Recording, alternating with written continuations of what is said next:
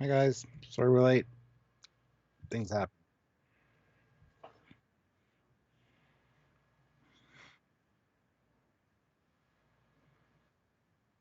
No. It's the car. You don't pick the car. The car picks the driver. That's how that works. Yep. And my car. I mean, it picked me. Those.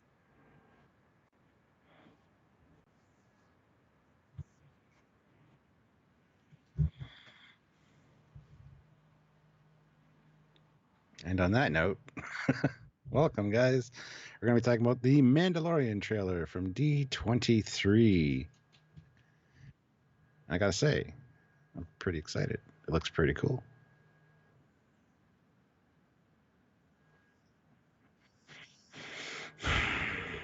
9. Uh, I would say yes, perhaps. I'm pretty excited for episode 9 too, so gotta be honest. Because I'm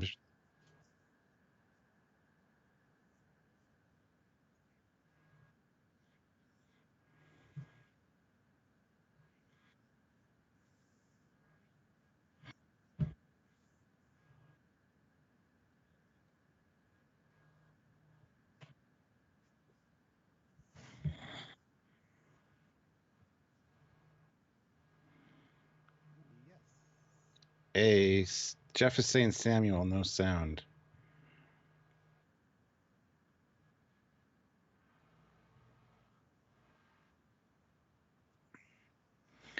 He'll fix it. He's saying it's his right. Jeff, you're right. There's no sound from him. You haven't missed much. It's just Samuel. You said nothing. You said nothing good. Jarzia puts in $2 Canadian. No sound from Samuel. I'll talk to them while you fix it. Um,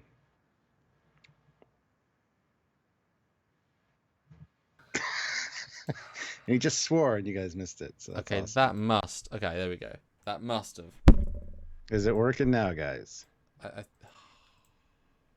so okay, what did I say? I said, Nothing and important. to be fair though, no one's here for the first 2 minutes, so it's just the people that are here that now That oh, now. you're saying they're not important. You're saying they're not important. The people that are here No, and love I us. didn't. No. I don't mean that. I mean now more people are here that Yay! can listen. I did it. It's all fine. Let us know if the audio's working, guys. This is Gotcha. going great. Gotcha. I don't know if that means it's working or if that means that he'll let me know if we're. Oh, it's working now. There we go. Sweet. Yeah. Cool. Hi, All right. Well, hi, yeah, Stuart. I'm doing well. He you did miss him saying is safe to say you're more excited about the Mandalorian than episode 8. Yeah, You said 9. episode 8.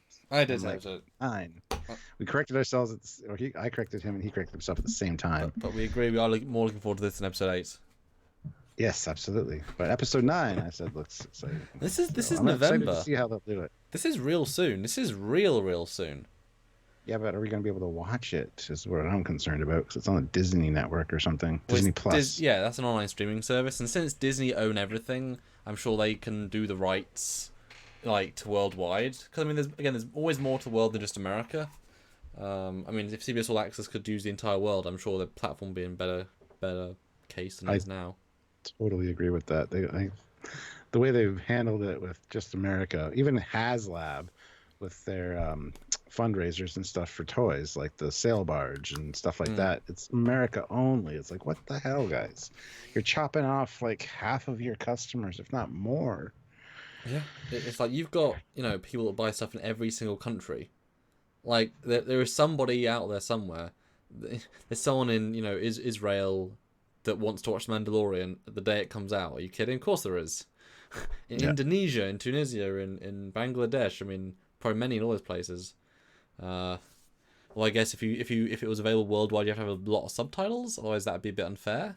I guess it means more that work for them, considering the that amount sounds of like a them problem. It doesn't sound like a me problem. and considering the amount of money they spent on just the suit. Like, it costs more money to make this one suit than it would be to subtitle the entire series in like 10 languages. I'm sure. Um, but yes, it's the very first live action Star Wars TV show. Yes. Not to be confused with TV specials. Like the Yes, holiday special. but that was like 60 minutes, so it was a special length anyway. Yeah. Yeah. And everyone wants to forget that.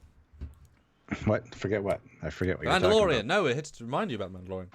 Yes, that's what I want to talk. Yeah, I want to talk about that. It's funny because I remember years ago when George still owned Star Wars, and he said that he was he's going to do a live action Star Wars, and it was going to be this big massive thing. He had like 21 scripts written. He wanted to write like 2 or 3 seasons first and then make it. I was like, brilliant. Although that was done on the cards for like 9 years. Yeah. But as a filmmaker, I mean, you get older, you don't necessarily just want to dwell in the same universe, and TV shows are really hard to make because you spend A lot more effort, yeah. yeah, because you also movies, you have maybe not like the VFX people or post people, but for like an actor, you're on set for say 3 to 5 months, and then the film takes a year to 2 years to make after the fact. So that's why an actor can do like 4 to 5 big budget films a year, because if you manage to schedule it perfectly, you can be in multiple films, and some may take 2 weeks, some take more depending on what you do. TV show, especially for the main, it's like I am now on set for 9 months, if not 10, plus reshoots if need be, and then again next year, and then again next year. And also you can't be as like you can't spend a day on one shot because you've got to film a lot of shots that day. Matthew DeFritas says, "Is it mandatory to watch The Mandalorian?" No, it's a Mandalorian to watch The Mandalorian. I would hope so. Yeah. Well, we got 49 people, so we're getting there. Hopefully this bumps up a little bit, but I think we're good. Yeah, let me do my share. But I'm hoping for at least 100. It's a great topic. Oh, we usually get 120, so we'll be fine. But while he's sharing, guys, I'll do my regular bit of super chats are important because they help the channel. They help us out. They help us keep making this content for you. Once the show is out, I'm sure we'll be able to review it, and hopefully we'll be able to watch it, I guess. But yeah, super chats are important. They help that out. So you guys will be part of the community. You get your question, comment answered, blah, blah, blah. You know the routine for the super chats. They're very important for us. So yeah, please feel free to super chat or also send us PayPal. There is a link in the description below to tell you how to go about doing that. Please follow the links in the description. There's a lot of cool stuff. You can save yourself money on Eagle Moss ships. You can buy Trekyards merchandise. You can head over to trekyards.com and donate through there as well. So there's lots of ways to help us out. But one of the best ways is super chats. These lives are great. They allow us to interact with you guys and just build this great community. We got a lot of regulars that show up. We love you guys. We recognize your names. We know your foibles, your little quirks, if you will. So we love that kind of community. So thank you guys for watching. But yeah, hopefully he's done sharing soon. I don't know why it takes so long, but that's okay. It's okay. I'm here. It's okay. Just let it happen. Just let it happen. That was creepy. I'm sorry. Wonder if he'll ever take the helmet off, says Bill Barkley. That's a good question. I was wondering that myself. It's something I was going to talk about. And a lot of people have been pointing out, his weapon is from the animated short from the holiday special and all that. We'll talk about all that when we get there. And also, it's not IG-88, guys. Just a heads up. I believe they said it was IG-11. Yeah, so we'll talk about that when we get to that part of the trailer. Hello. Oh, hi. You're back. I have returned Joy. to the world. No, just joy. Anyway, yeah, let's just. I got to admit, man, the way this thing started with the stormtrooper helmets in the sand, that's an epic visual. Mm-hmm. And then on pikes, Boop, just boop. Psh, and blood. It's like, oh, God, I want to know what happens there specifically. With the actual main movies, there's so much pressure, and they're holding the weight of the franchise on their shoulders. With Solo and Rogue One, they had a dumbass value from day one. It's like, why is there a Han Solo movie?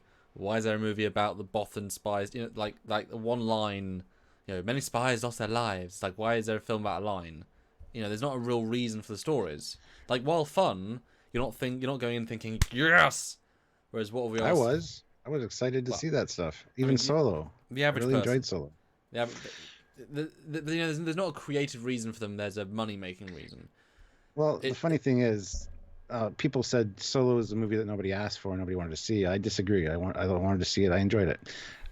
This new Joker movie they have coming out with what's his name? Phoenix, yeah.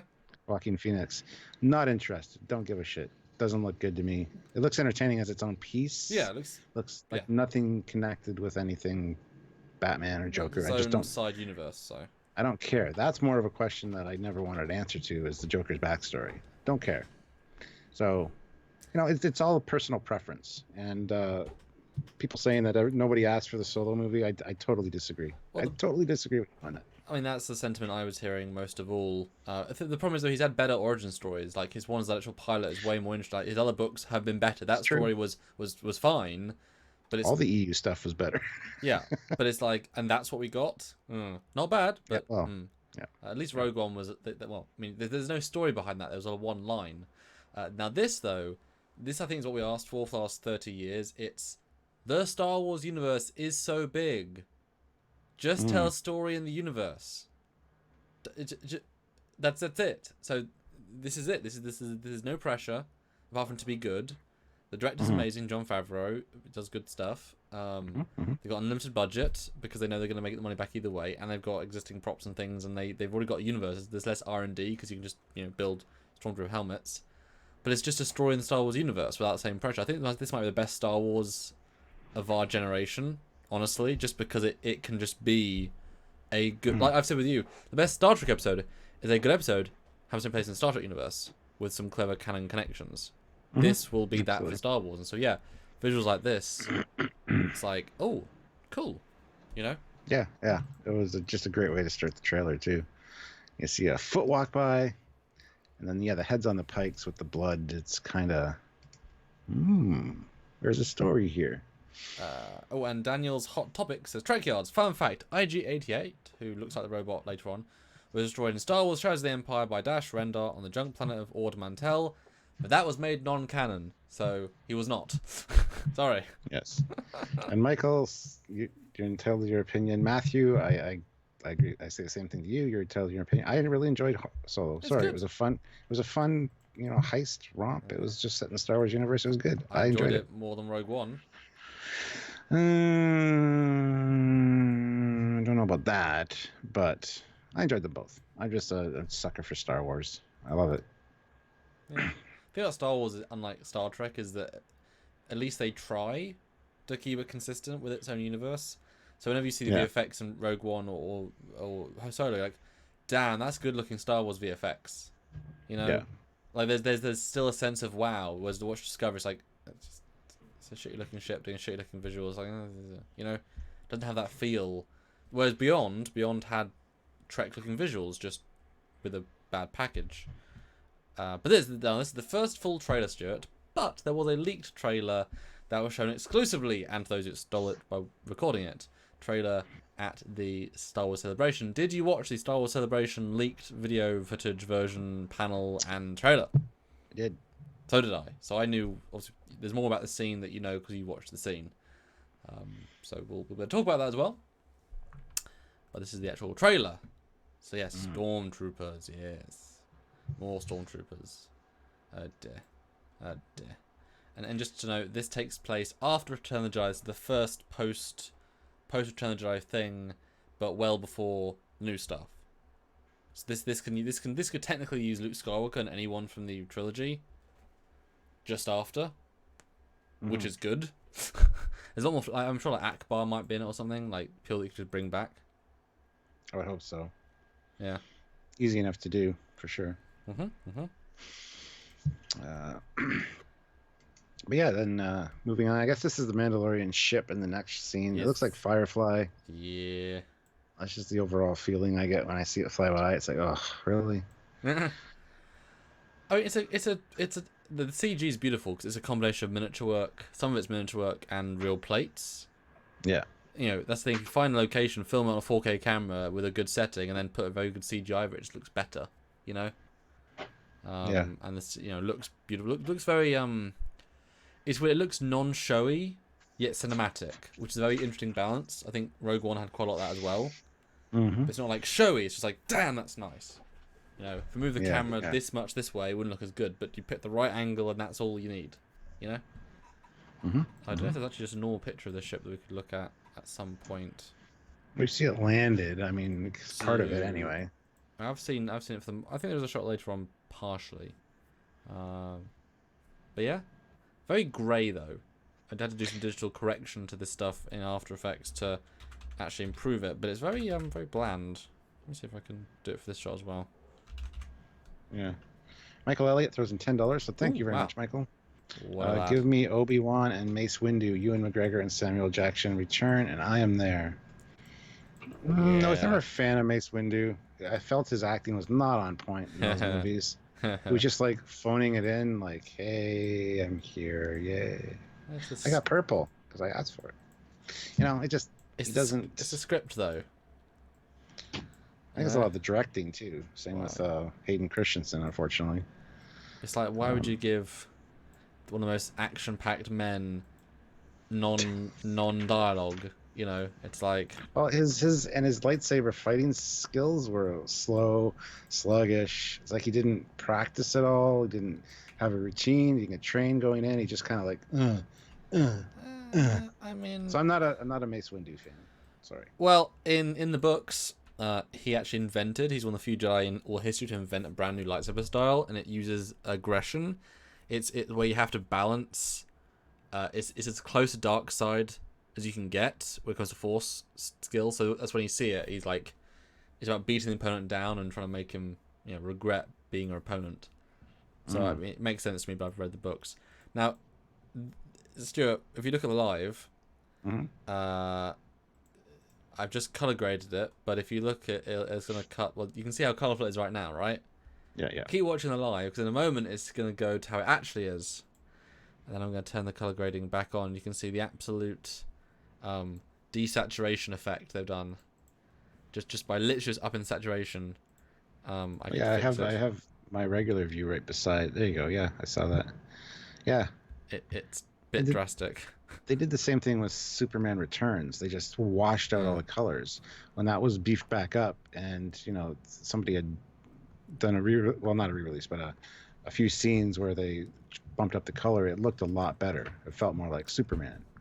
So, yeah. I'd be tempted just to watch this the first time, and just like before I go in, just up the saturation by like 10% or 20%.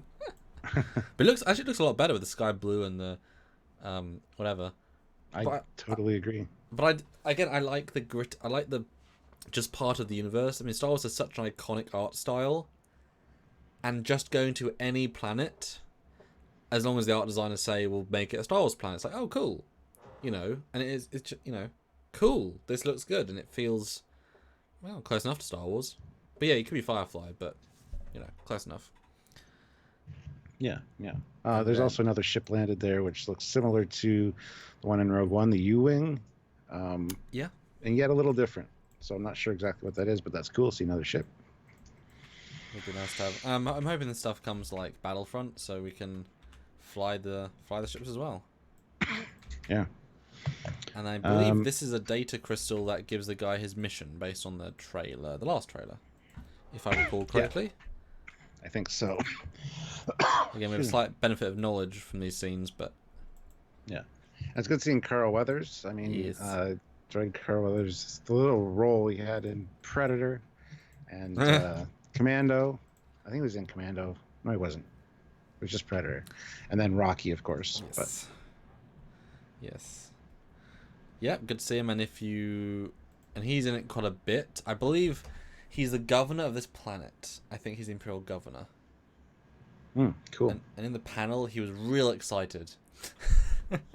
I've got a career again. I think he was like hand chosen and stuff. It's one of those things like, as an actor, although some get two, I guess, but at some point you're going to be called to be in Star Wars, and some point being called to be in Marvel. So who do you get? What superhero character do you get, and what Star Wars character do you get? And imagine if you were, in one of the Marvel films, you're like the guard or the secondary person. It's like, yep, that's your Marvel role. You'll never be Iron Man 6. You'll be, so hopefully they give him a good role. Hopefully. Yeah, I'm hoping. Next scene is a Oof. desert landscape with very dry, cracked caverns. It looks like they took just a regular desert lake bed or riverbed that's dried up and just like zoomed it in, made it super big because it feels smaller than it should be. um, it feels like something you could see if you just go into a dried up riverbed by your The- house. Well, You know, I think it's meant to just say that the scope of this thing is so big that because when you get so far away from nature, a lot it just feels like, you can't really understand the scale anymore. yeah, You know. yeah. But beautiful shot, so well composited. It's simple, but just like here's a vista.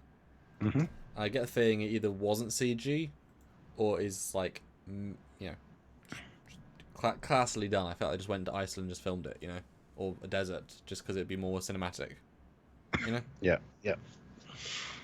Uh, Next thing he's throwing his blaster in his one of his leg holsters. Yeah, with his And shotgun shells. I know it's not shotgun shells, but I guess they're like energy cells on well, his legs. they could be like the code discs that the Empire Oh, uses. The officers they have coded discs, so those the cylinders pen are. lids, you mean? Yeah, exactly.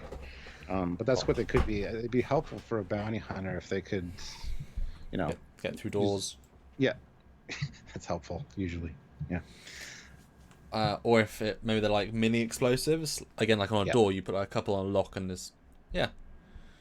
And then you've got him coming out of a door. Yep. That's probably the back of that ship that we saw, the Firefly ship.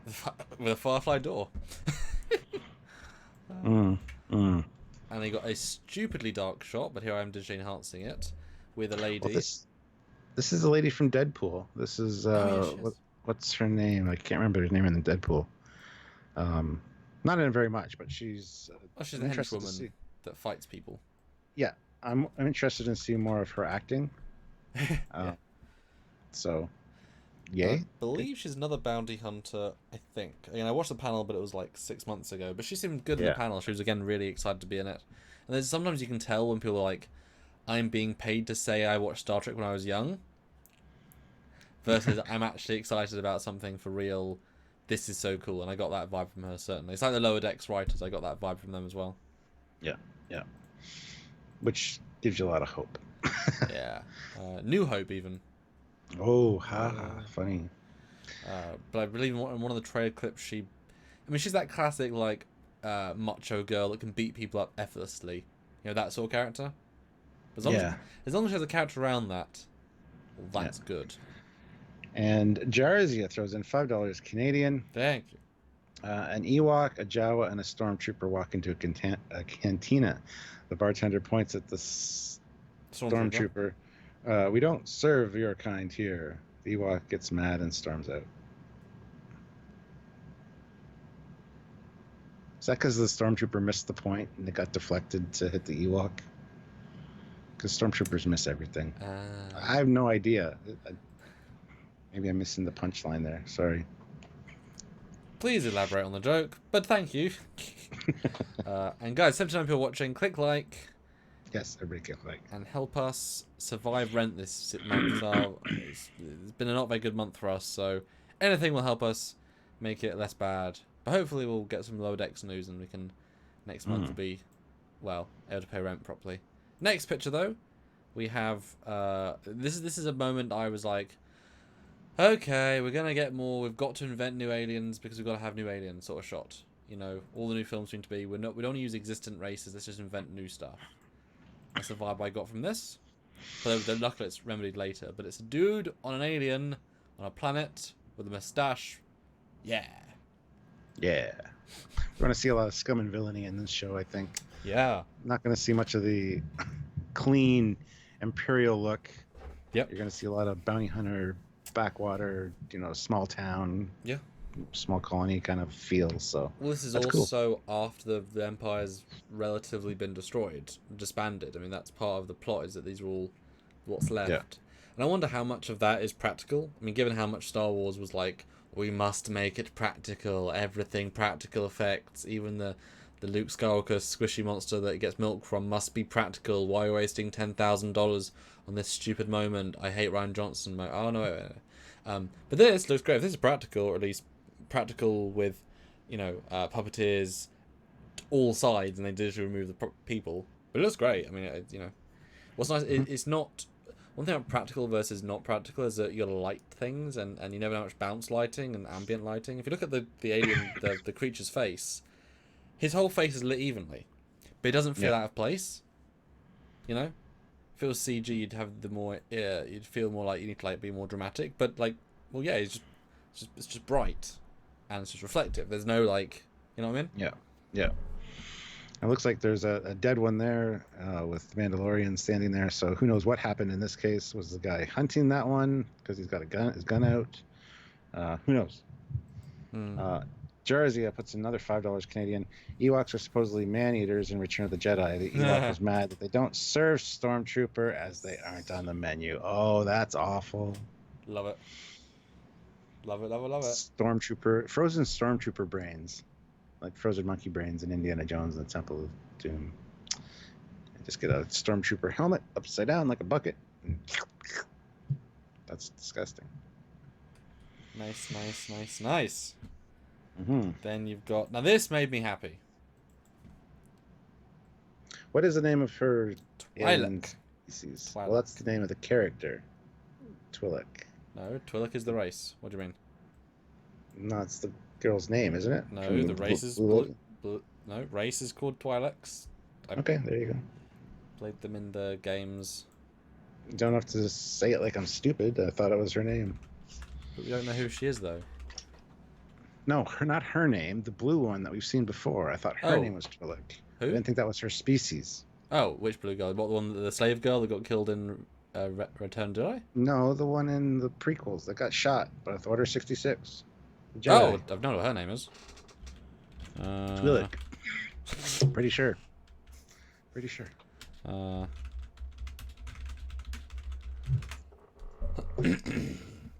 But anyway, seeing that was nice. Nice touch. She gives a little wink, which I didn't get a screen cap of, but her name was Ayala Secura. Ayala Secura. Sweet. Araik Secura, a force-sensitive Rutaran Twi'lek female, Jedi Master who serves Jedi General of Grand Army of the Republic. Rutaran. Nice. Rutaran is the girl variant, or is Rutan the planet? I think Rutan's a planet. Oh yeah. Rutan refers to one of the many skin tones of the Twi'lek species. Yeah, because there are different. You can be a purple. Ah. That's cool. Now I know. Yeah, because the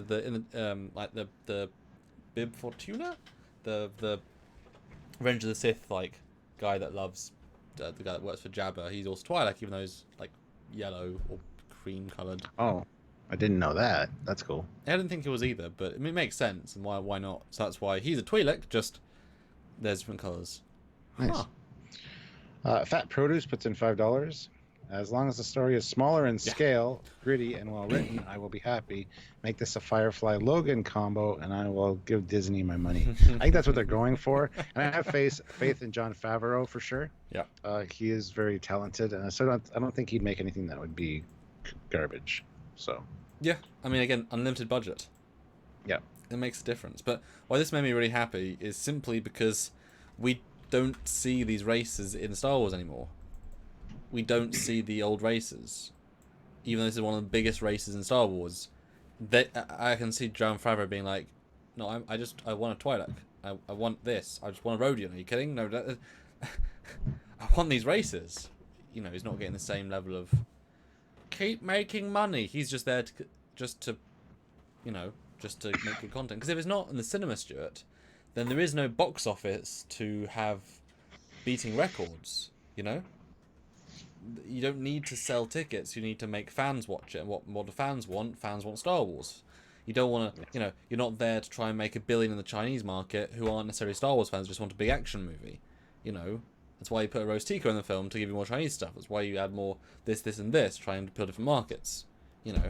So this has to be more canon-y than the other ones have been. So yay. That's exciting. Mm-hmm. Big Chap says, I will never give Disney my money ever. Well, that's your choice. Well, when they own everything. It's kind of hard to do these days with everything that they own. So Yeah. Hey, careful how What? you spend your money, man. Yeah, why not? Because that's a lot of stuff. Then you got a pretty shot of a. It's just a pretty shot, you know. Mhm. Shows that they're here for cinematic flair. And here you can really see the shape of the gun stock, which a lot of people have mentioned that was in the first time we saw Boba Fett in the animated short of the holiday special. He had this gun, same stock, same like fork-like tip. Right. Okay. Yeah. So I wouldn't have said that's canon. That adventure. So it's a yeah. fun reference. It's like most people haven't seen it, so therefore, I mean, Jon Favreau, I'm sure did see it. I think Jon Favreau and the guy that ran Clone Wars and Rebels was on the panel as well, and they worked together.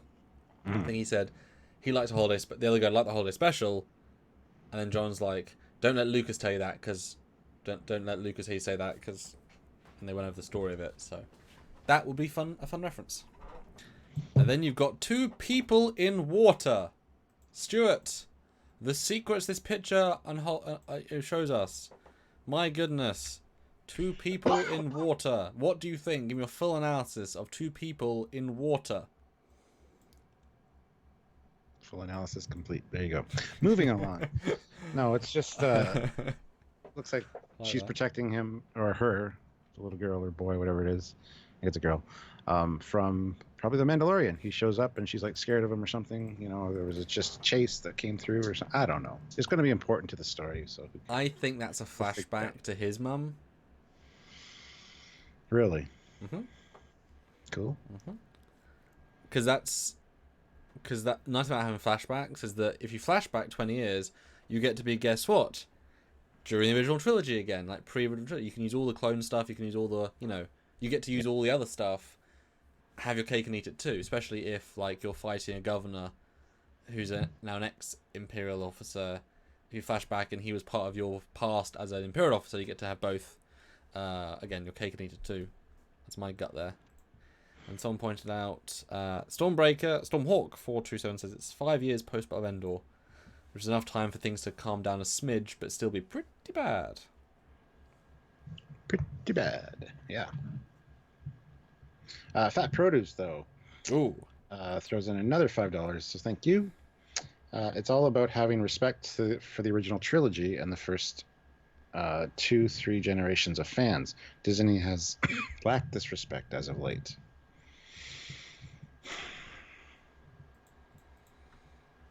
We're well aware of the lack of respect of old fans in both franchises, both major franchises. Same as Star Trek.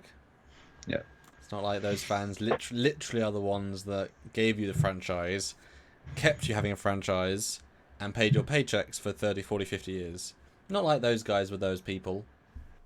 No. Yeah. They don't matter, do they, Stuart? Not at all.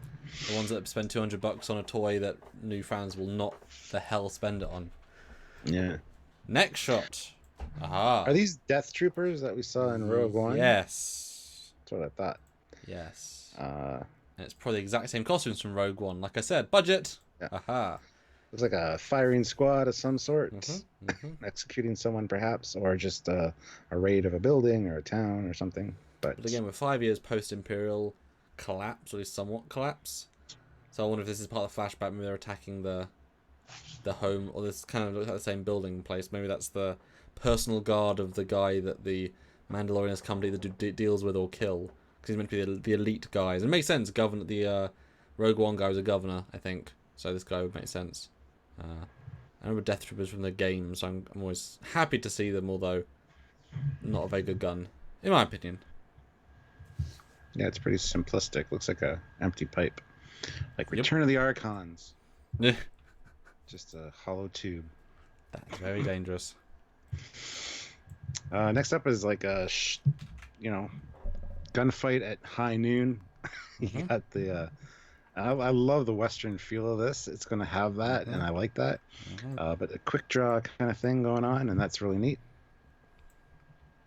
Don't know who he's shooting because it's all blurry, but should be interesting. I think I'm going to like that kind of aspect of it. It's kind of the Wild West of Star Wars. So, 2 comments. Christopher Rollins. Quick question: should anyone care about what happens in this story? Should anyone? I would hope so. Yes, I care. I want to see it. Yeah, could do great things, and it can also help them retcon stuff from previous things. It can help them fix things for sure. Yeah. Yeah, and they can like use the crew from Rebels. They can like really sell stuff. And Stormwalk47 says no franchise should pander to a specific section of their fan base. Good things usually have a universal appeal anyway. Your thoughts? Yes, I kind of agree with that. However, throwing away all the stuff that made it work the first time isn't the answer. Just creating new stuff is disrespectful, as we said. So, incorporate some new stuff, but still respect the old enough to have it there. Have what came before be the backbone on which this is built, or the foundation upon which this is built, because that's what gave you the fan base initially. The good stuff that drew everybody in. Don't try something new. Don't throw away that old formula and go, we're going to try this. You can maintain that old and slowly introduce things, see if it works. But yeah, new fans would just eat up the original Star Wars because it's still amazing. So I don't see the issue. And pandering is a weird word, because you're pandering to people that are the people that are going to buy your product, and in a small subset, but there's still some generalities. I mean, if you look at Star Wars fans, most think the fifth one's the best. It's not so, using lines from that isn't pandering. It's like using the best. But just respect. Respect's the most important thing. Look at Rogue One. Rogue One is the best example of respect. It didn't reinvent what New Hope looks like. It, as I said before, it uses the crappy-looking monitors with crappy-looking LCAR style display, because that's what they use in the film. It's not pandering. It's just the correct usage of the world. And is it safe to say it's a period piece? Yes. So it should look like the era it's based in? Mm-hmm. Mm-hmm. Ooh, Discovery should take notes. Mm-hmm. And it did for season 2, and it did better. And the short trek did for the Enterprise, and it's going to do better. But pandering is just a bad word. It's like nitpicking. It's like if there's a problem, there's a problem. If respect should be respect, Yeah. Next scene, we get an older gentleman. Sorry, one more thing because we jumped off the picture quite quick visually. He is what looks to be a old Ruger pistol, but Star Warsified. Yeah. Which I love the idea that he literally, that's what the old pistols were. They just took old World War pistols and then did stuff to them. So I like the idea of him having new iconic pistols. Just look, it's a 50-year-old pistol in our universe, but in theirs it's a sci-fi gun. Ha. Yeah. I just like the idea of that. Me too. Sorry, go. Next picture is some older gentleman. Looks like a general or the leader of this Death Trooper squad. We also see some, I don't know if they're regular stormtroopers in the background there, or the helmets almost don't look like regular stormtrooper helmets, but they are white. So, yeah, I assume these guys are hunting down the Mandalorian, the main character, because he is a bounty hunter. He's on the fringe of the law, lives outside the law. So I think they're probably after him or after the same MacGuffin that he's after. Whether that be a person or a thing would be my guess. But who knows? Because like you said, the Empire is fragmented at this point. So it'll be interesting to see how that is played out. Because, yeah, just because the Emperor died at the end of Return of the Jedi, everybody's like, yay, the Emperor. Really? No, because there's like garrisons of troops on other planets, and they all have their own commanders who answer to whoever, and then that answers to the Darth Vader, then the Emperor. So yeah, the main head of the snake has been cut off, but there's still many different branches that'll be either working independently or trying to get back together with other ones to fill that void. That's why I love Legends. There's so many years of alternating the way to deal with the Empire, because as soon as it blows up, oh no, and he had this great master plan and everyone's scared of the Emperor, and then all the Grand Moffs, all the governors, they try and take that, it's like, well, we could work together, or I could secure my position because I control 7 planets. I could be comfortable here if I just had the 7 planets, and maybe I'll make allegiances, but so it's some exciting stuff, and I get the sense, I mean, this is a known actor, and you'd hire a known actor for a real part normally, or like I said, or a short cameo. It works both ways, doesn't it? But I get the sense maybe this guy is either the Mark, maybe the Mandalorian dude who I wonder if we can see his face much because you get the vibe. Normally you sell it on the actor, but it's on the. I mean, obviously the mask is the character Boba Fett. That's who you know. The guy's just a guy. But I wonder if they're gonna go with actually like the spirit of Mandalorian, which is battle, Well, kill, keep in the armor. somebody mentioned that earlier in the chat while you were sharing. Will he take off his helmet? Will we see him? I would hope at some point we do. Yeah. But it could be very much like Judge Dredd, where in the comics he never takes his helmet off. You never see him without his helmet. And then the Stallone movie came along, and because it was Stallone, he of course didn't wear his helmet for most of the movie. I see that sexy mug of his. Yeah. But then Keith Urban came and corrected that. He didn't take his helmet off at all during He did that movie. during No, he the start. No. No, I don't think so. Oh. And that got him a lot of respect because that's what the character in the comics does. So, will the Yeah. Mandalorian take off his helmet? Probably. But I mean, if you're on your ship, it's all contextual. It'd be kind of fun if every time he's off his ship, 100% armor on. Because Deadpool, right? How much of the movie is in Deadpool's suit? A lot of it. Most of it. And the Ryan Reynolds stuff is very contextual. He doesn't just say, hey guys! No, it's like, that'd be cool. But I bet the Mandalorian's either here to kill this guy or this guy's tracked the Mandalorian down. And it's like the first showdown of the show. So we're seeing a lot of similar footage, implying this is early, if not the pilot, but the first episode. Although I don't, and also chat, you might know, have they announced how many episodes there's going to be? Because I don't recall. Haven't heard. Yeah, I haven't heard. I don't recall. I'd like to know. I get the feeling it'd be like a 10-episode sort of situation. Some, but not too many. Or there might be I'm thinking like 14. Probably same as Discovery.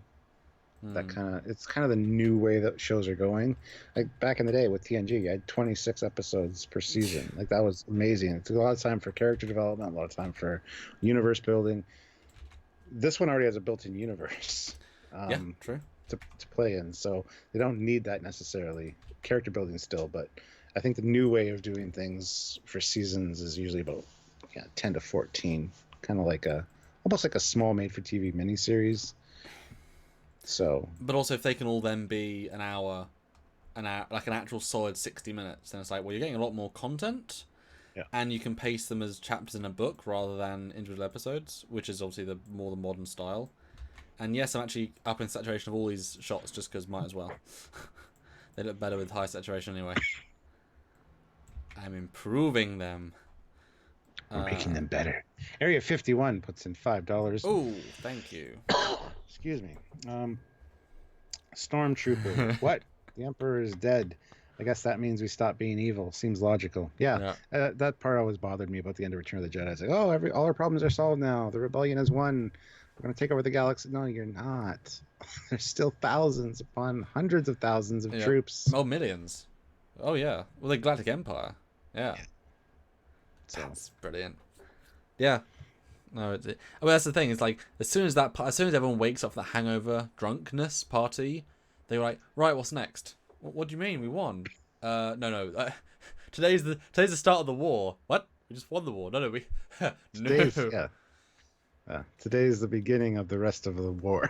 Yes. Because we still need to clean things up. I mean, to be fair, they did destroy a lot of ships in that battle. Like, that was a really useful battle to have. But also, they lost half their ships. Anyway, so this is our first full look at the helmet. What do you think of the Mandalorian's helmet?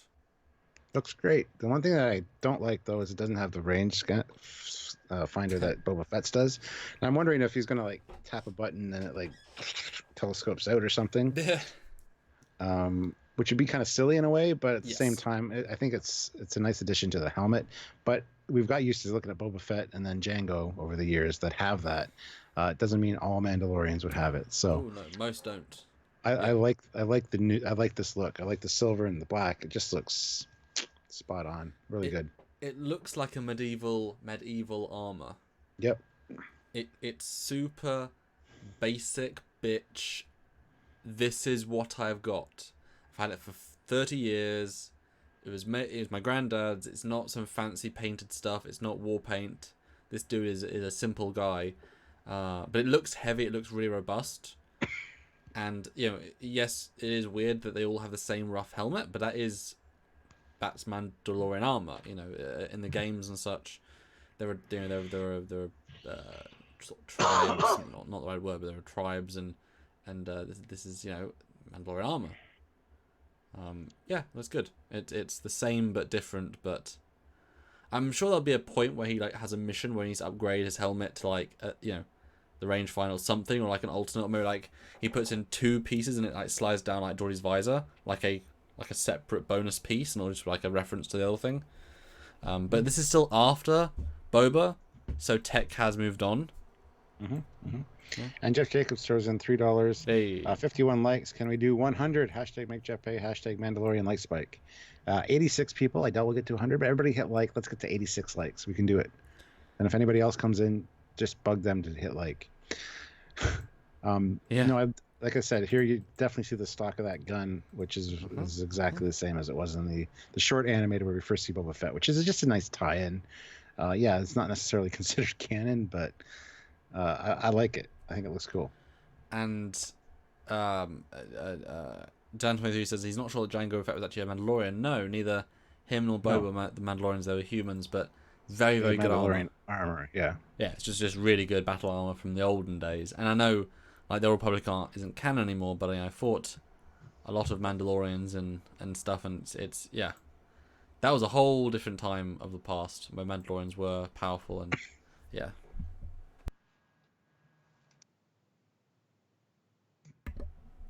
Sorry. Well timed. November 12th is when this is happening. Just so you guys know, that's the next screenshot.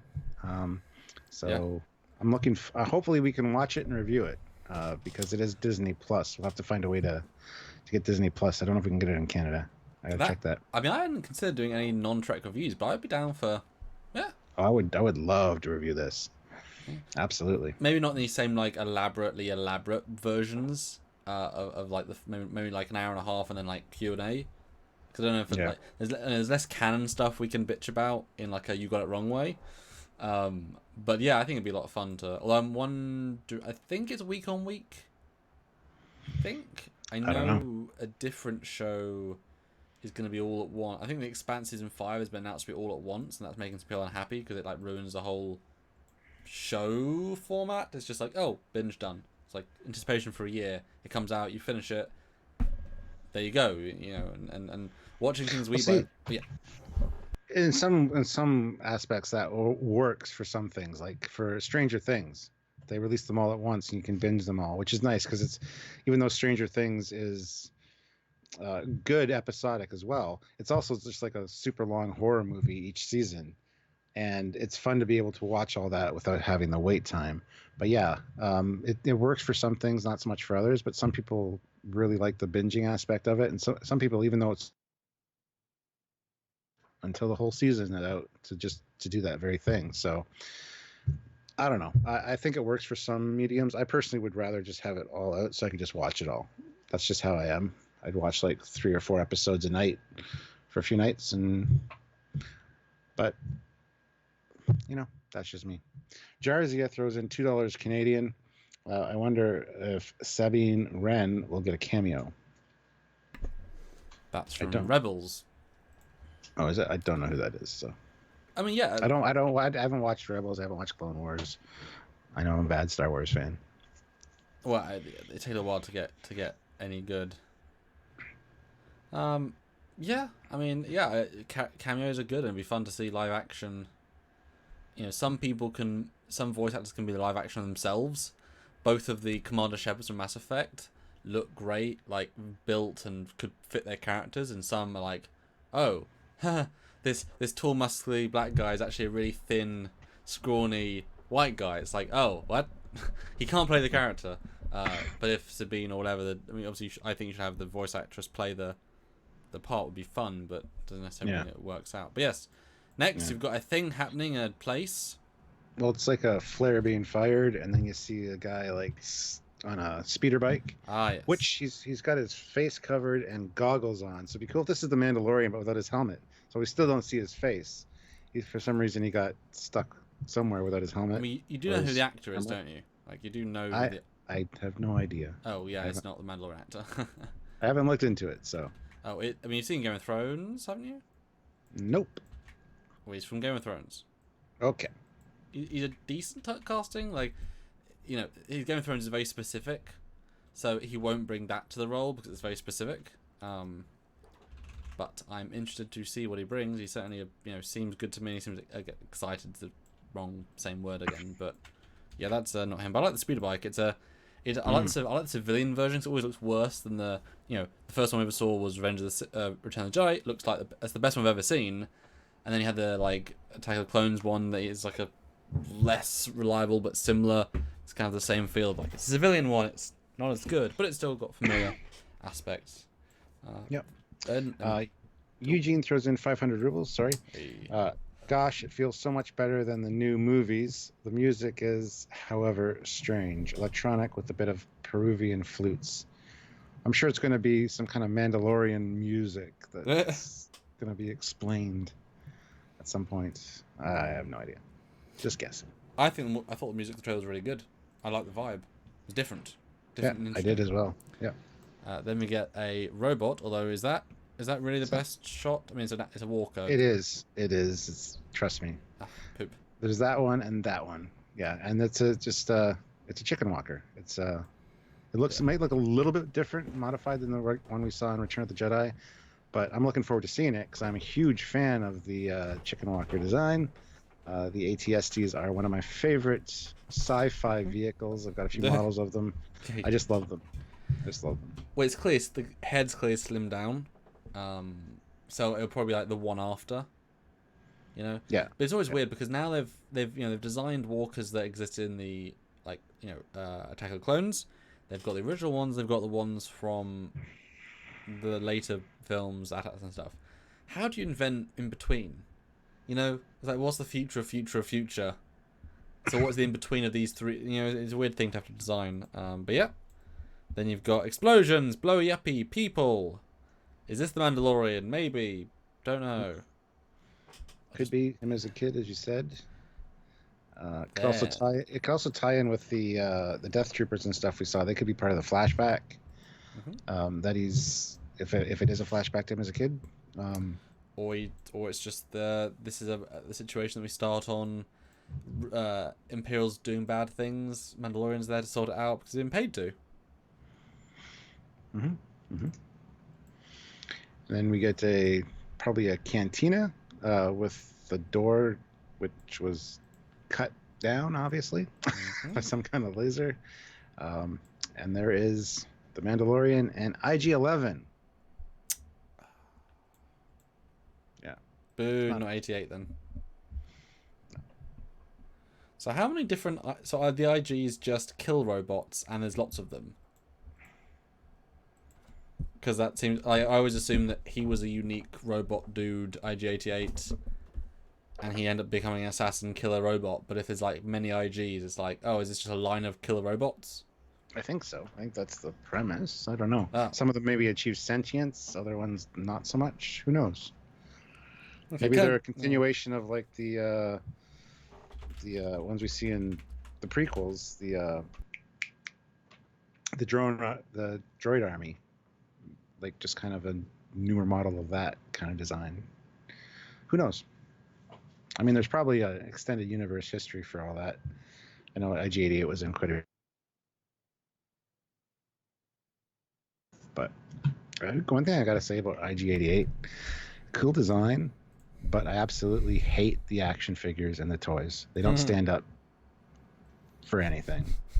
They're just shit design down at the ankle and foot, and they really don't fix it when they make a toy. It's just crap. Well, they don't always... you can't always transition these things that are designed for real life, real thing into not. It doesn't always equate to that. Yeah.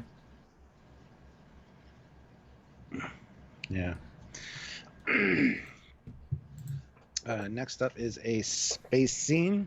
And there's the main ship. Let me enhance the lighting for you all. So that's what she looks like, Stuart. That's the Firefly of the Star Wars universe. Yeah, it's a good-looking Firefly of the Star Wars universe. It is. That's cool. Being pursued by something that looks similar to an X-Wing, but with different configuration somewhat. I don't know if those wings would split or not necessarily. I don't think so. But looks pretty cool nonetheless. So More ships we're gonna have to talk about for Fleet Yards.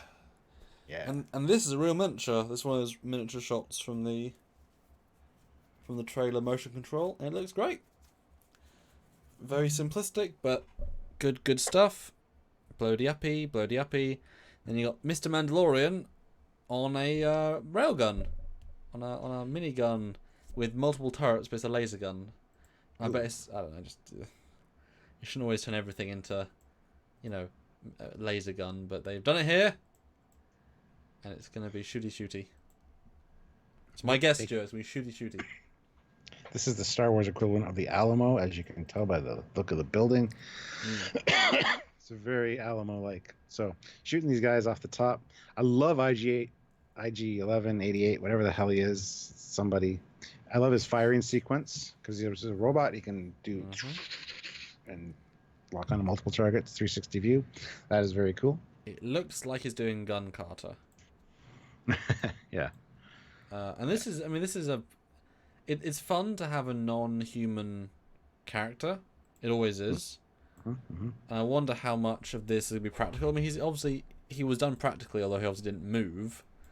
But I'm hoping that, a certain amount will be a suit with maroquettes where you can move it. Because even in Phantom Menace, Anthony Daniels is actually sitting underneath C-3PO and actually moves him, and it's like, oh. Yeah, him walking in those movies is awfully. It's done very poorly. It looks like shit. But I mean, that was many years ago. You can do it better now. Yeah, it is absolutely. Obviously, it's good that he's using the old classic blasters. Cause it's nice to see the old tech. Cause it's reliable. There's a billion of them made. It's reliable. But yeah, good sequence for sure. Speaking of old tech. Yes, exactly. The next scene is stormtroopers with an interesting blaster. I don't know if it got cut off, but anyway, I want to point out their armor is very old, very scuffed, very not pristine. And yeah, if this is after the fall of the beginning of the fall of the Empire, these guys could either be stationed on this planet for quite a long time. That's why their armor's like that, or they just maybe they're rogue stormtroopers. I don't think they are, but anyway. Well, yeah, I assume very much that it's the local garrison for this guy who rules a planet, and it's like, they're still going to wear the armor because they instill fear, but they haven't got factories making them anymore, and why would you spend the money? Because there's no longer an imperial budget; it's his own money, and that is just the standard blaster. That's just how it looks. And maybe they just the ones really that doesn't look like a stormtrooper blaster at all. Yeah, it's the pistol variant. Yeah. Oh, pistol. Gotcha. Yeah. Maybe they just don't like the new Disney duck face helmets, so they just refuse to put on the new armor. Well, that's different faction. I know. Yeah. I'm just being a dick because that's what I do. Thanks, man. No problem, man. It's good to see the classics, and it's a big ass gun. It has got a stabby, and his armor looks bulky but good. Mm-hmm. And we know that in this sequence, that this is like a standoff to kind of everyone twitches, but they don't actually get a firefight. And this is what his gun actually looks like, and it's a very basic looking gun. It's kind of good. It's more like I like it. Looks more like a rubber band gun to me. A little bit, yeah. It is similar in shape and size to Django's gun. Yep. But less sleek. Yeah. Way less. And then there's the longer one, which I said is in the animated one. So with the fork tip, which is cool. It's very cool. And more of him. Oh, it looks like he does have a pop-up target finder thing almost. Looks like it goes down the side a little bit.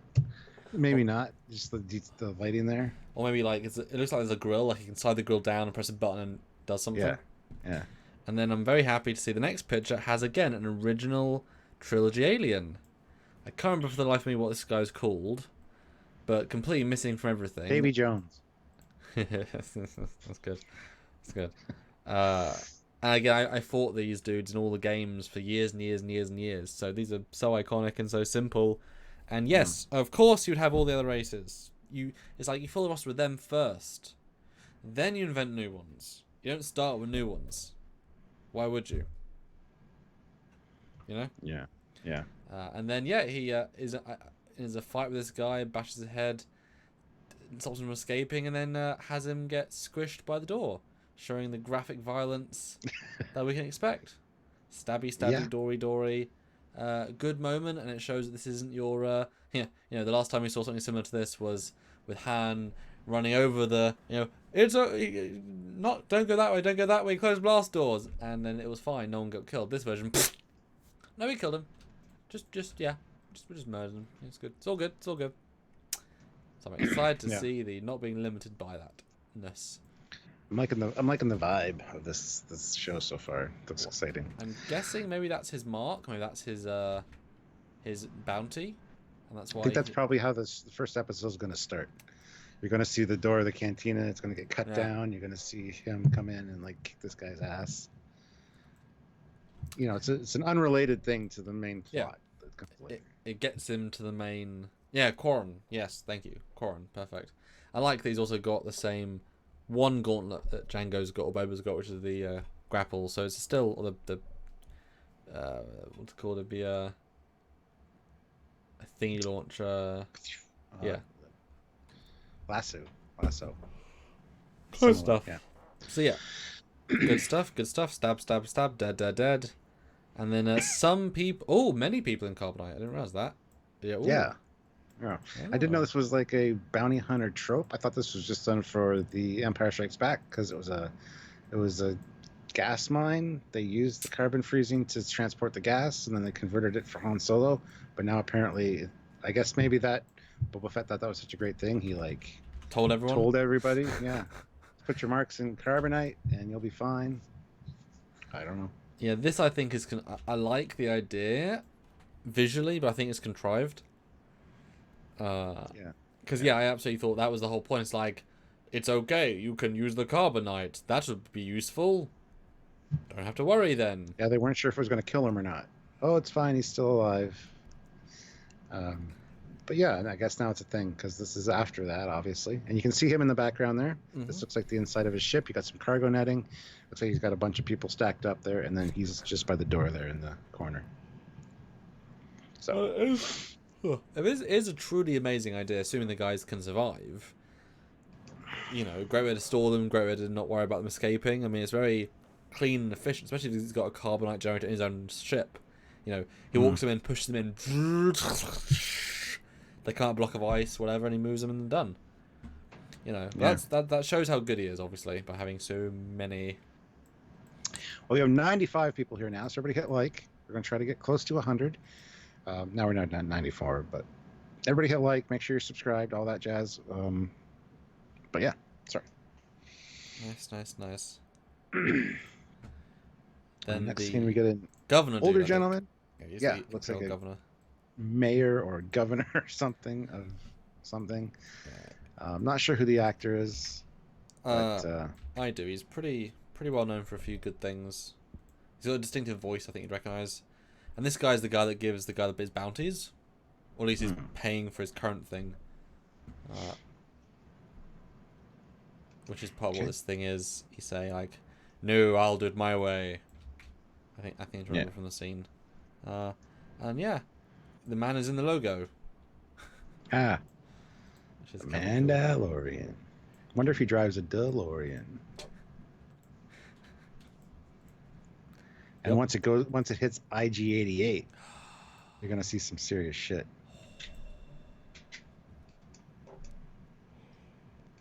Sorry.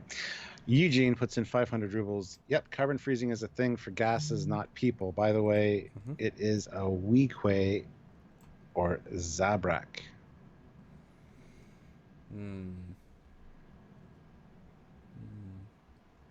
It looks like Schwartz from Spaceballs. Looks like yogurt. Sorry. Yogurt. I don't think there's a Weequay. I think Weequays are smaller dudes. Yeah, it's not a Weequay. It might be a Zabrak. Zabrak have different. No, Zabrak has pointy heads. Oh, he means in the carbonite, right? Sorry, he meant in the carbonite.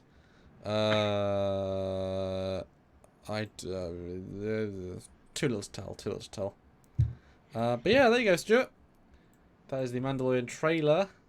Yep. I I mean, it didn't tell us anything, but I think trailers nowadays should hide as much back as possible-ish.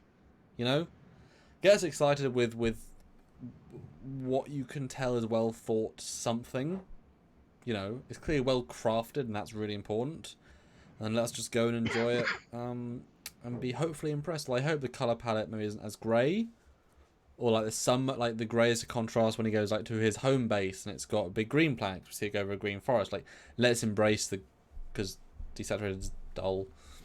I've never seen so much green. I didn't know there was so much green in the galaxy. Yeah, good lines there, JJ. And yeah, what was the overall spoiler-filled thoughts about this trailer, Stuart? Now we've finished, and have your thoughts changed since you've analysed it for the last hour and 12 minutes?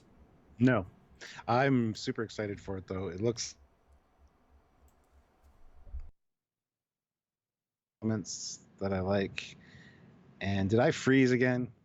Because you were frozen on my screen. All right, I'll just jump right. You're fine. You're back. Don't worry. I know. It's got a lot of action elements that I think I'm gonna like. I'm looking forward to it for sure. It's got that Western vibe to it, and it's gonna be cool to see more aspects of the Star Wars universe that actually look like the Star Wars universe. I know a lot of people enjoy Clone Wars and Rebels for that very thing. I haven't really got into those yet, but I'm more apt to watch this. The live action looks great. I've always been a fan of Boba Fett. I got a lot of Boba Fett figures. I love the armor. I think it looks cool. So this is an action figure I'll be getting for sure. And I'm looking forward to seeing where it goes. And if it can win back some faith. A lot of people are just all right away like, oh, I'm not giving Disney my money, whatever. Star Wars is ruined now. I'm not going to watch it, blah, blah, blah. I disagree. I think it's something you should check out. I don't know. I enjoyed Rogue One. I enjoyed that callback to the look of the first movie. It was a period piece, and it felt like it. Yeah. This is going to expand what happens after Return of the Jedi, and still have things look familiar, and I'm looking forward to that. So. Yeah, and I'm hoping that it was a pitch story rather than a hey guys, please make this show. It feels more like they pitched a show with an actual idea. I think they said in the panel actually wrote the entire season first. Good. Which says something, because nowadays it's not a guarantee. Like in Discovery, they were changing things as they went, which is not necessarily a bad thing, but certainly allows things to feel disjointed, because if you don't plan stuff, then you can't have cool backs, cool forwards, as much foreshadowing. If you plan it all, then you can. But I mean, this is one of the 3 at least shows we have. There's an Obi-Wan show announced. There's a Darth Maul show rumored, which is odd to me, and there's a Cassian Andor show, which confuses me because he's dead and he's boring and he's a dick. I don't know why I'd want that show, but better than a Jyn Orso show. True. Yeah. But it's like, really? Do you need shows about people that know the end of? That seems weird. I guess same with you, Obi-Wan Kenobi, although since he's a Force ghost, technically speaking, he's still going. Yeah. Did you watch his official announcement video? I did not know. I just managed to see it, and he said an interesting comment, which was, I've known this for 4 years and waited until it's all gone, like, fully dotted line signed. So 4 years ago, that's quite a while. Damn. Because we know he was going to do a movie, and then I guess that swapped into a show. So I guess he was signed on for that, and then it all kind of messed up, and they turned it into a show. But that would be good, because Ewan, I think, is one of the best things to come from the prequels was his Obi-Wan. Yeah. Despite his mishandling in Phantom Menace, or lack thereof. Yeah. It's like, you rewatch that film knowing what he becomes, you're like, why is he that guy? Why does Qui-Gon exist? Why can't it just be Obi-Wan? Why is there a redundant character here? Yeah. Yeah.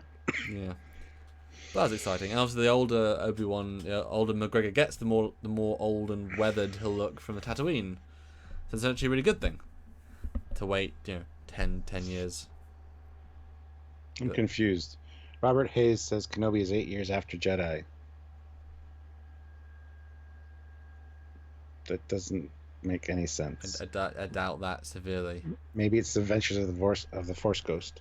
Yeah. In the Force Ghost realm. Yes. So everything's going to be all blue and glowy, sparkly glowy. He probably meant Sith, he just mistyped. So 8 years after Sith is quite a Revenge of the Sith. That's quite a while.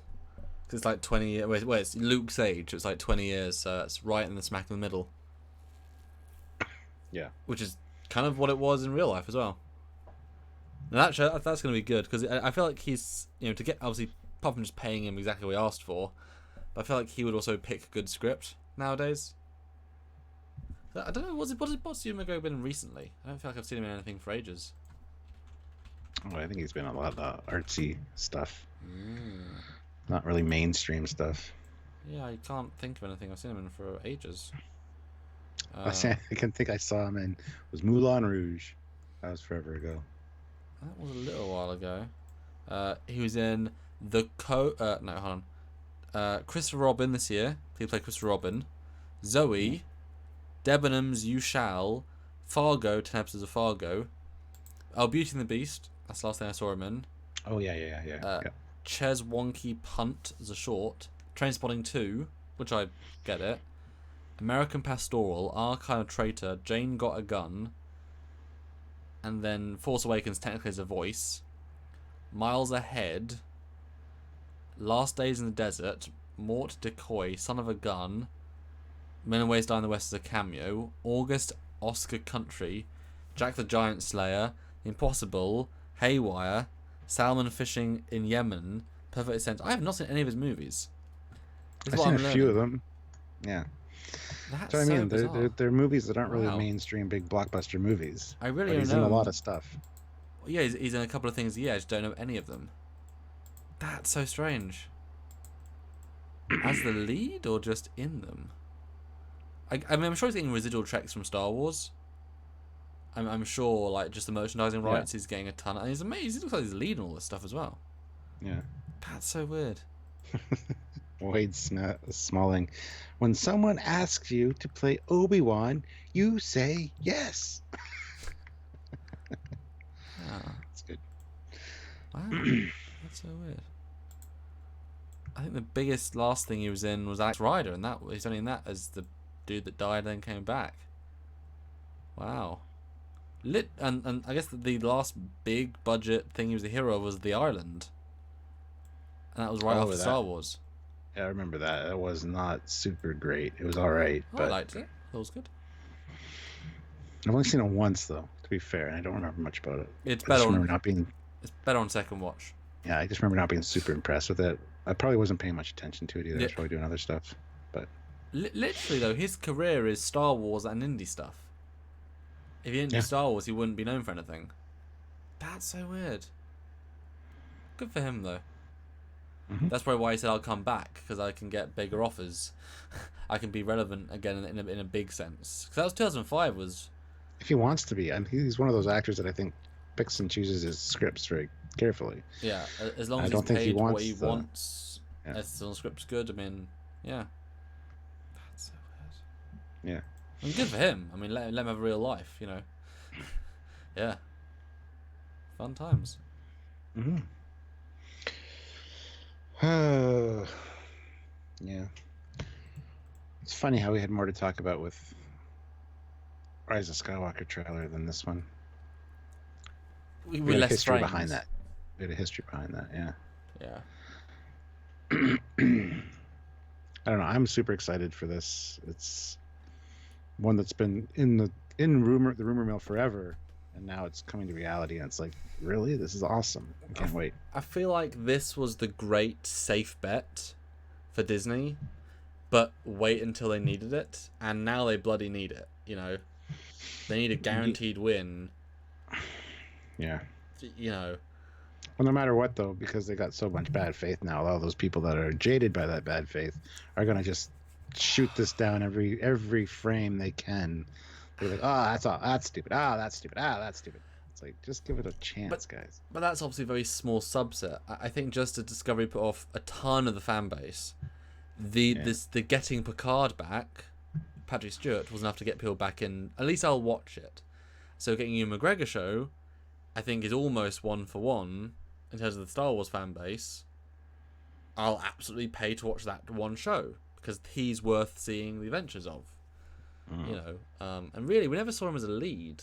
if you think about it, the 3 films he got, the first one he was heavily underused. Second and third, he was part of an ensemble. He had his own adventures. But the fact that he started that much with relatively not a lot to do, relative to the film, to let him be a singular hero we've never seen before. I'm really excited to see what Obi... Obi! No, Obi, don't do it! Alexander puts in $2 and says, "Let's go, Captain Foley, Foley, Foley, Foley." Got cheerleaders, Foley, Stuart. Foley, Foley. Kenobi, Sounds like I'm at Kenobi, Kenobi. That's good.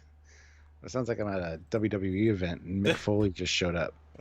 Foley is God signs everywhere. I gotta admit, I like those. But anyway. Yeah, so I think we're gonna call this a wrap now because I'm kind of running out of things to say. But Yeah. hopefully you guys enjoyed our discussion on it, and hopefully we get a chance to review it because I think this would be a fun one to take a look at. I am excited to see it, and I'm excited to maybe talk to you guys about it in review form. So we'll have to see if we can get Disney Plus. Yeah, it'll be cool. And so far, yeah, I'm impressed with everything I've seen, and it does instantly feel like people said the Star Wars 1, the first Star Wars, was a relatively big budget, but at the same time small budget. It was very cleverly, efficiently made. And also pioneering a lot of things. He put a lot of his own money in, but it wasn't this big grand scope sort of film.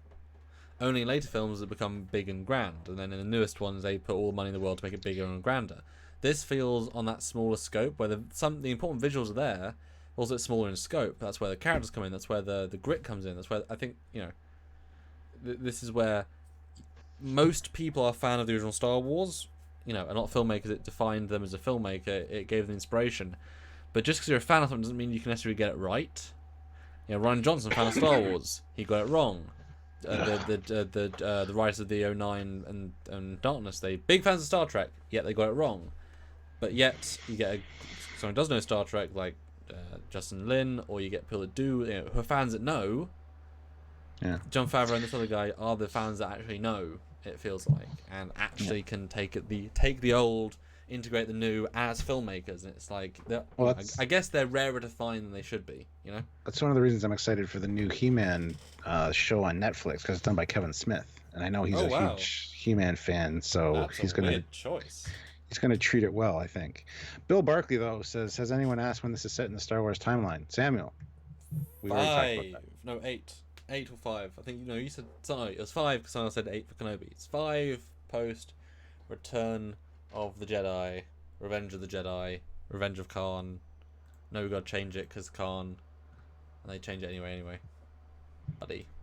So when is this set in the Star Wars universe? 5 years after the last best film, before we got the new less good films. And Jarzia says, "Help me, Obi-Wan Kefoli. You're my Obi-Wan Kefoli." That's good. That should be a shirt.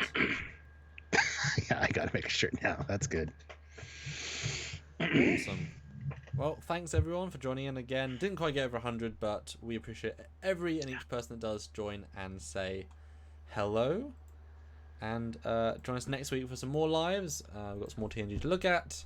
Yes. And when I get my camera fixed, I want to do at some point a live stream to get the new background sorted. Then I realised that if I change the background before Stuart comes here, then he won't know his picture on the background that was the background for the last 2 years. 2.5. So I've got to save it until you are here. Otherwise it's like, look, I didn't get to see it by a month. So I'm going to wait.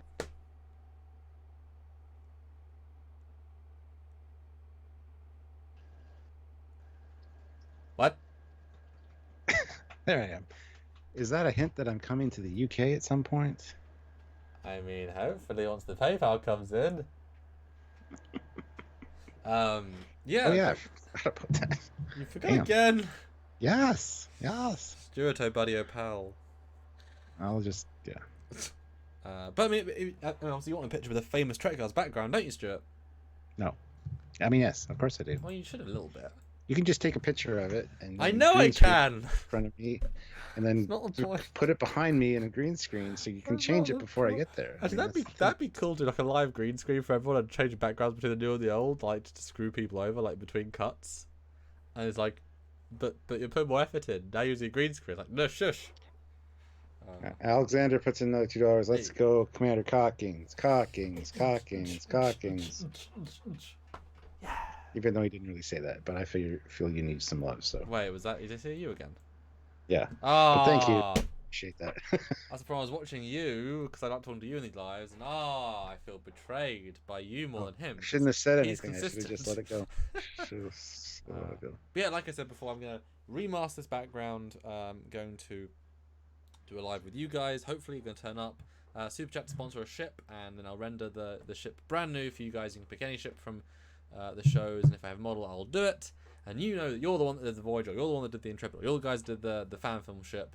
I'm quite excited about that because this is all, it's good for its time, but I can have a much bigger selection, a much better rendered, and it'll, and also do the back bit sleeker and bigger, and yeah, it needs a remaster. Does. All right, well, thanks everyone. What's your final word, Stuart? I'm excited. That's my final word. Oh, mine is Beetlejuice. Final word. Beetlejuice. Now we just don't say it one more time and we're fine. Bye, everyone. Bye, guys.